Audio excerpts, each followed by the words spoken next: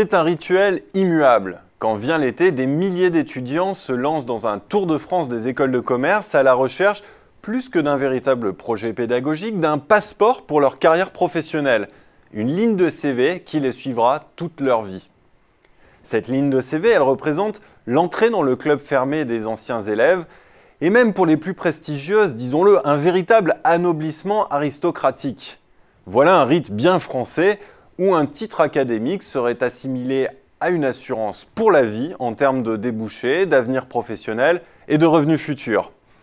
Il est vrai que le nom des écoles les plus prestigieuses sont un sacré coup de pouce pour obtenir des stages attractifs, puis un premier poste salarié et donc des revenus considérables dans la carrière professionnelle. Mais attention toutefois à ne pas accorder trop de crédit aux informations divulguées par la presse, mais aussi par certaines écoles, sur la rapidité de l'insertion professionnelle et les niveaux de salaire. Mais passons, ceci est un autre sujet. Pour en revenir à la ligne de CV, elle fonctionne désormais comme une véritable marque commerciale. La marque qui désigne l'école de commerce, on dit aujourd'hui plutôt la business school, doit ainsi signifier une identité, pas seulement un projet pédagogique, mais aussi une véritable image reconnue, signe d'une sélection distinctive, d'une véritable promesse de produit pour l'étudiant et ses parents qui doivent payer des droits de scolarité élevés. La marque est également censée représenter une garantie de qualité du diplômé pour le futur employeur. On aura donc compris que pour les écoles qui doivent remplir leur promotion, cette marque qui se retrouvera sur les CV obéit impérativement à une logique commerciale. La conséquence, c'est que les écoles ont désormais, pour la plupart, une véritable stratégie de marque. C'est notamment ce qui explique la vague de rebranding qui déferle sur les écoles depuis une dizaine d'années. Tour à tour, les écoles ont changé de nom. Le SC Nantes avait été précurseur en se rebaptisant Audencia dès l'année 2000. Et depuis, au gré des stratégies marketing et des fusions d'écoles, le sigle SC s'est estompé au profit des BS pour Business School, des EM pour École de Management comme Grenoble. Et pour les plus créatives, en termes de communication, on a vu apparaître des néologismes comme Schema, Cage, France Business School et on n'a sans doute pas encore tout vu. Ce grand toilettage identitaire, il répond à un double objectif. Le premier, c'est de s'extraire d'une identité régionale et se donner une vocation géographique plus large, nationale, voire internationale pour les écoles les plus ambitieuses. C'est indispensable sur un marché de la réputation largement régulé par des dispositifs de jugement sous forme de classement publiés par la presse et par la course aux accréditations. Il faut bien le reconnaître, les écoles de commerce, elles subissent cette loi des classements divers et variés, publiée chaque année par la plupart des newsmag français et au plan international par le Financial Times. À l'origine, les écoles de commerce avaient été fondées par des chambres de commerce pour fournir des comptables et des commerciaux au tissu économique local. Mais depuis, leur niveau d'ambition a évolué et elles sont progressivement sorties de leur bassin économique d'origine pour se donner une vocation nationale. Aujourd'hui, l'objectif est de conquérir un marché international et d'attirer un maximum d'étudiants étrangers. La marque doit donc être moins réductrice, moins franchouillarde et donc plus lisible hors des frontières. En vérité, une seule marque a vraiment atteint une véritable reconnaissance internationale. HEC, devenue HEC Paris après avoir elle aussi succombé à la vague du rebranding.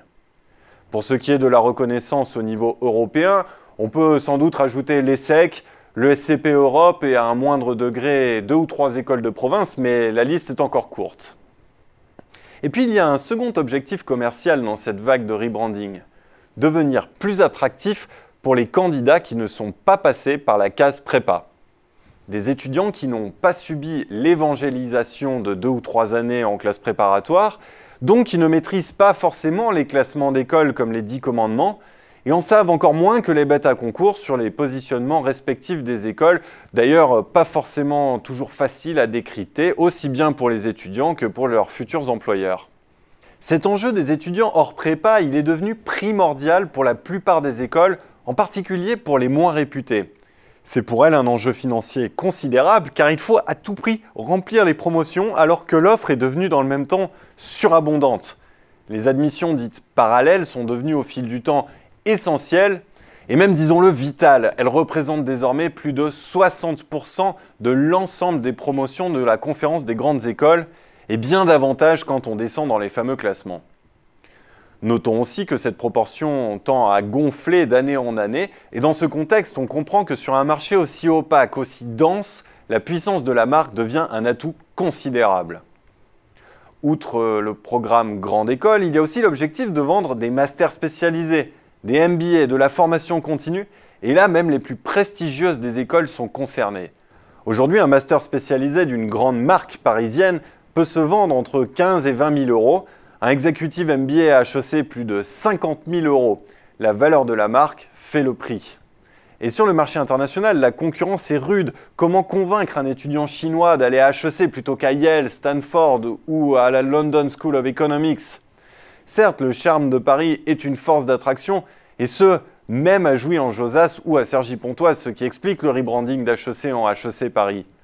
À ce propos, la marque absolue, ce serait sans doute la Sorbonne Business School, car l'université parisienne dispose du seul nom dont le prestige historique et la notoriété sont universels et pourraient se comparer à Harvard, Berkeley, Oxford ou Cambridge. Mais là, bien sûr, on rêve puisque nous sommes en France. Par contre, on l'aura bien compris, pour bon nombre d'écoles de province, l'affaire se complique. D'ailleurs, plusieurs d'entre elles ont décidé d'ouvrir un campus annexe dans la capitale. La conséquence de ces stratégies de marque attractive, c'est que le contenu et la qualité des cursus passent un petit peu trop souvent au second plan. Le budget de communication, celui lié à la stratégie d'accréditation et au recrutement d'une poignée de professeurs stars, a en effet déjà aspiré une part substantielle des ressources financières.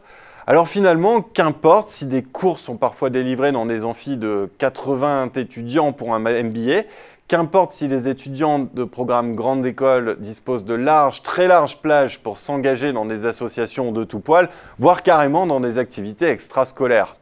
Et oui, qu'importe en effet, car elle permet d'alléger le budget des écoles, plutôt que d'investir massivement dans un cursus de formation de qualité. Dans la plupart des cas, la notoriété de la marque compte bien plus que le projet pédagogique et la véritable compétence acquise. Quant à l'identité de la marque en elle-même, ce qu'elle veut dire et sa vraie force pour les employeurs, alors là, c'est une toute autre histoire.